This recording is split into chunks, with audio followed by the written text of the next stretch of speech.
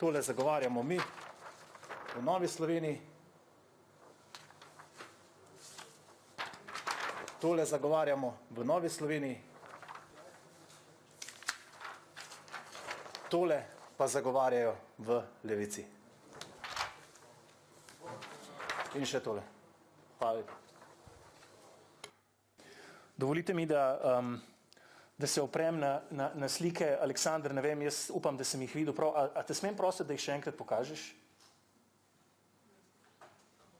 Sliko te lepe družine nas, tako, lepe družine, sončno vreme, vse štima, ni socialnega problema, nihče ni v revščini, vse je okej. V redu? In druga slika? Prosim lepo, hvala. Rok. Slika rok. Ne?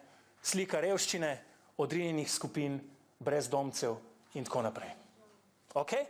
O tem govorimo. In hvala za kompliment. Ko praviš, da se poslanke in poslanci Levice ukvarjamo z vprašanji, ki res štejejo. Z ljudmi, ki so res na robu. Izvrstno.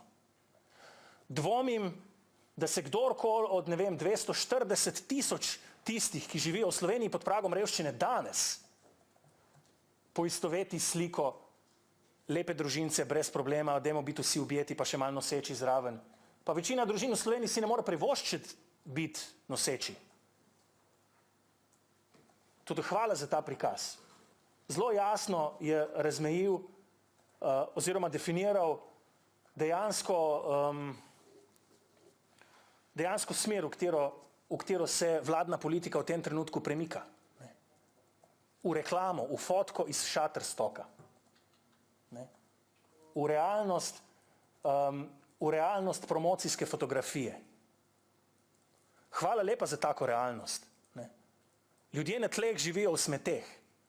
Ljudje na tleh so odvisniki od drog, ker drugače življenja ne nesejo.